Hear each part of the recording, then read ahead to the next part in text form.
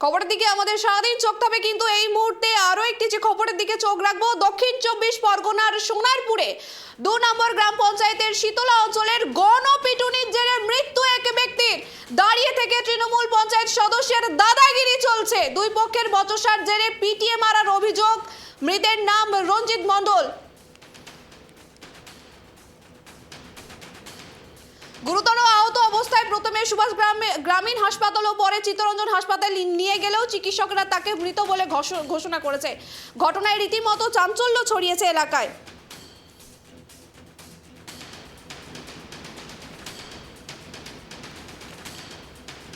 সোনারপুরে 2 নম্বর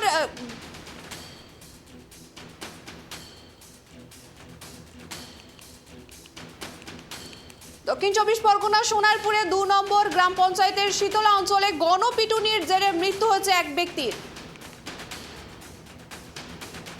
এই মুহূর্তে আমাদের সঙ্গে রয়েছে আমাদের প্রতিনিধি গোপাল শীল। গোপাল, কি ঘটনা ঘটেছে বিস্তারিত জানাও। তোমাকে বলে রাখি, আবার কিন্তু তৃণমূল পঞ্চায়েত সদস্যের দাদাগিরির সামনে এলো, আর সেই দাদাগিরির জন্য এক নিরীহ ব্যক্তির প্রাণ গেল। ইতিমধ্যে গ্রেপ্তার হয়েছে কিন্তু সোনারপুরের ওই বেতাব বাদশা পঞ্চায়েত সদস্যের। তবে তোমাকে বলে রাখি, যেটুকু জানা গেছে ওই এলাকা অর্থাৎ সোনারপুর এলাকার 2 নম্বর গ্রাম পঞ্চায়েতের শীতলা অঞ্চল এলাকায় এক সাইকেল ব্যবসায়ীর সঙ্গে এক ব্যক্তির সাইকেল নিয়ে বচসা হয়। সেই বচসা এমন একটি পর্যায়ে পৌঁছায়, দুজনের মধ্যে মারামারি হাতাহাতি হয়। তখন সেই ঘটনাস্থলে ওই তৃণমূল পঞ্চায়েত সদস্য দাঁড়িয়েছিল। তার অঙ্গুলি হেলনে এত মারধর, অর্থাৎ গণপিটুনি দেয় ওই ব্যক্তির। প্রথমে স্থানীয় একটি হসপিটাল, সুভাষ গ্রামের হসপিটাল, পরবর্তীকালে তাকে চিত্তরঞ্জন হসপিটালে নিয়ে গেলে সেখানে তার মৃত্যু হয়। এই মৃত্যু ঘিরে রাজনৈতিক চাপানোত্তর শুরু হয়েছে এবং এই তৃণমূলের পঞ্চায়েত সদস্য ইতিমধ্যে গ্রেপ্তার হয়েছে।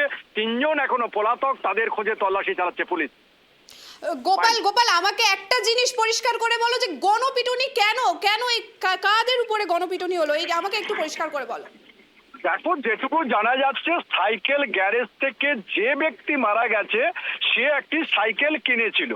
যখন বলা হয়েছিল সাইকেলের দাম হচ্ছে 4800 টাকা, তখন কিন্তু ও টাকাটা মিটিয়ে দেয়, কিন্তু দোকানদারের দাবি এখনো 1800 টাকা তার কাছে পাওনা রয়েছে। এই নিয়ে বিবাদ ছড়ায়, টাকা লেনদেন দিয়ে বিবাদ ছড়াবার পর তাকে গণপিটুনি দেওয়া হয় ব্যবসায়ীর পক্ষ থেকে। সেখানে তৃণমূলের পঞ্চায়েত সদস্য দাঁড়িয়ে থেকে নেতৃত্ব দেয় বলে একটা অভিযোগ উঠেছে। তবে তৃণমূলের সঙ্গে কথা বলে জানা গেছে আইনের পথে চলবে, যদি অন্যায় করে তার উপযুক্ত সাজা হবে। এতে নিয়ে বিরোধীরা কিন্তু তৃণমূলকে কটাক্ষ করতে ছাড়েনি যে তৃণমূলের দাদাগিরি 2026 বিধানসভা নির্বাচনের আগে পরপর বেড়ে যাচ্ছে।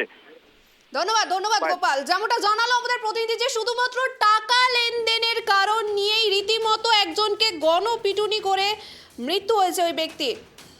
দাঁড়িয়ে থেকে তৃণমূল পঞ্চায়েত সদস্যের দাদাগিরি, দাঁড়িয়ে থেকে তৃণমূল পঞ্চায়েত সদস্য গণপিটুনি করিয়েছে এবং তার জেরেই এক ব্যক্তির মৃত্যু ঘটেছে। আমাদের এই দিকেও চোখ থাকবে। আবারও আপনাদেরকে জানিয়ে রাখবো যে দক্ষিণ 24 পরগনা সোনারপুর 2 নম্বর গ্রাম পঞ্চায়েতের শীতলা অঞ্চলে গণপিটুনির জেরে মৃত্যু হয়েছে এক ব্যক্তির, আর অভিযোগ উঠছে তৃণমূল পঞ্চায়েত সদস্যের বিরুদ্ধে।